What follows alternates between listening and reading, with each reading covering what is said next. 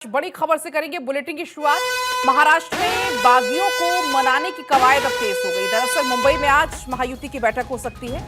आज महाविकास अघाड़ी की भी बैठक संभव है।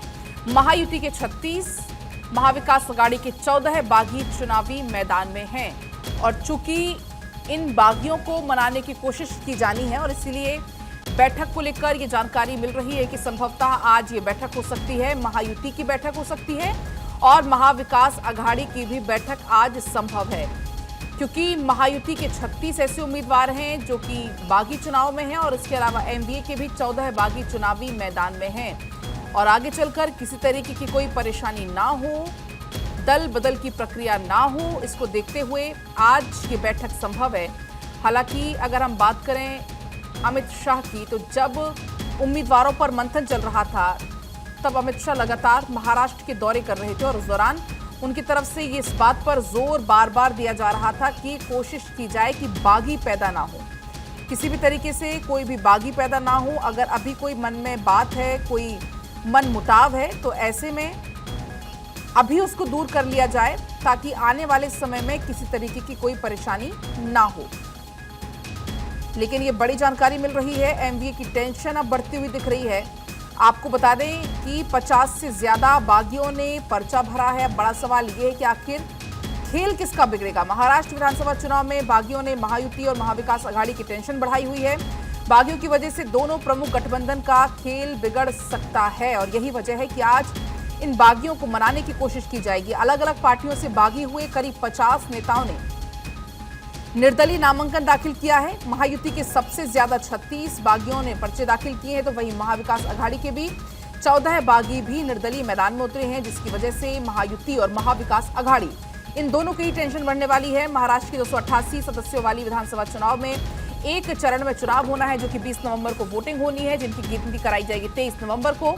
लेकिन उसके पहले सियासी सरगर्मियां बहुत ज्यादा तेज हो गई हैं। महायुति गठबंधन में शामिल बीजेपी में बगावत का दौर सबसे ज्यादा देखा गया। पार्टी के 19 बागी नेताओं ने टिकट ना मिलने पर निर्दलीय चुनाव लड़ने का फैसला किया। इसके अलावा अगर हम बात करें शिवसेना शिंदे गुट की और एनसीपी अजित पवार गुट की, तो एक बागी नेता ने यहां पर पर्चा दाखिल किया है। लेकिन अब आज बागियों को लेकर महायुति की महत्वपूर्ण बैठक हो सकती है। वहीं महाविकास अघाड़ी में भी कांग्रेस से 10 और उद्धव गुट से भी कुछ बागियों ने निर्दलीय चुनाव लड़ने का फैसला किया है और बागियों की वजह से दोनों प्रमुख गठबंधनों का खेल भी बिगड़ सकता है। वजह यही है कि किसी तरह का कोई समीकरण ना बिगड़े, कोई खेल ना बिगड़े। इसको देखते हुए अब आज बैठक की संभावना है, ताकि जो अगर बागी हैं उनको मना लिया जाए, समझा बुझाकर शांत उनको करा लिया जाए। तो ये बड़ी जानकारी आप तक पहुंचा रहे हैं। दोनों ही तरफ से टेंशन फिलहाल बढ़ी हुई है, क्योंकि 50 से ज्यादा बागी हैं जिन्होंने पर्चा भरा है। बड़ा सवाल ये है कि ये जो बागी हैं वो किसका खेल बिगाड़ते हैं, बागी किस पर भारी पड़ते हैं, ये देखना होगा। तो महाराष्ट्र में बागियों को मनाने की कवायद हो चुकी है तेज और ऐसे में आज दोनों ही, चाहे महाविकास अघाड़ी हो या महायुति हो, आज बैठक संभव है। 288 विधानसभा सीट है महाराष्ट्र में, जिसमें एक चरण में ही वोटिंग हो जाएगी। 20 नवंबर को वोटिंग कराई जानी है और 23 नवंबर को नतीजे होंगे। लेकिन उसके पहले आपने देखा कि दल बदल की प्रक्रिया भी बहुत तेजी से हुई है महाराष्ट्र में। हालांकि महाराष्ट्र में हर बार दल बदल की प्रक्रिया देखी जाती है, लेकिन इस बार विधानसभा चुनाव से पहले ही जमकर दल बदल की प्रक्रिया देखी गई। अब 23 नवंबर को चूंकि नतीजे आने हैं, 20 नवंबर को चुनाव कराए जाने हैं और इसको देखते हुए यहां पर आपको बता दें आज बैठक की संभावना है, क्योंकि राजनीतिक सरगर्मियां बहुत ज्यादा तेज है। महायुति गठबंधन में शामिल बीजेपी में बगावत का दौर सबसे ज्यादा देखा गया। आपको बता दें कि 19 ऐसे बागी नेता हैं जिनको टिकट नहीं मिली।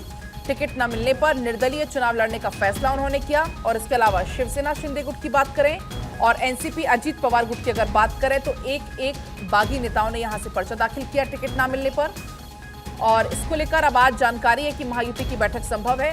बात अगर महाविकास अघाड़ी की करें, तो कांग्रेस से 10 ऐसे उम्मीदवार हैं जिनको टिकट न मिलने पर निर्दलीय उन्होंने पर्चा भरा है।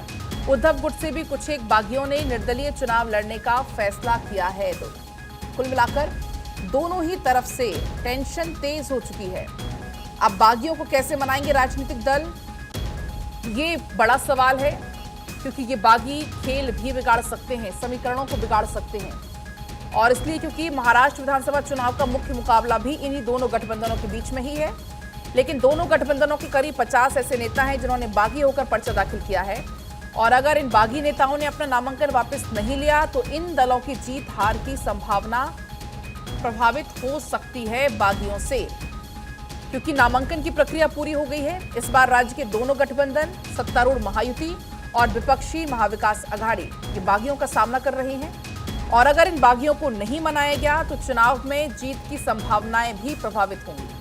दोनों गठबंधन के 50 बागी नेताओं ने पर्चे दाखिल किए हैं और दोनों गठबंधनों को उम्मीद है नाम वापसी के अंतिम दिन तक बागियों को मना लिया जाएगा। महाराष्ट्र में नाम वापसी की अंतिम तारीख है 4 नवंबर, यानी कि कल का दिन और बीच में है। इसके बाद 4 नवंबर है अंतिम तारीख, और इसकी पूरी लिस्ट भी सामने है कि कौन कौन से उम्मीदवार हैं जिन्होंने बागी होकर पर्चा दाखिल किया है। नामांकन की प्रक्रिया पूरा होने के बाद बीजेपी नेता देवेंद्र फडणवीस ने कहा था कि बागियों के पर्चे वापस कराने का प्रयास जारी है। उन्होंने कहा था बीजेपी एक बड़ी पार्टी है, उसके यहाँ दावेदार ज्यादा हैं। उन्होंने ये भी कहा कि हमारी कुछ सीमाएं हैं, हम सबको टिकट नहीं दे सकते, लेकिन हम बागियों से बात करके उनको मनाएंगे। हमें उम्मीद है कि वो हमारी बातों को मानेंगे, नामांकन वापस लेंगे। उन्होंने ये भी कहा कि कुछ सीटों पर फ्रेंडली फाइट भी हो सकती है। और इसी बीच हमारे साथ हमारे संवाददाता सत्यप्रकाश सीधा लाइव जुड़ रहे हैं।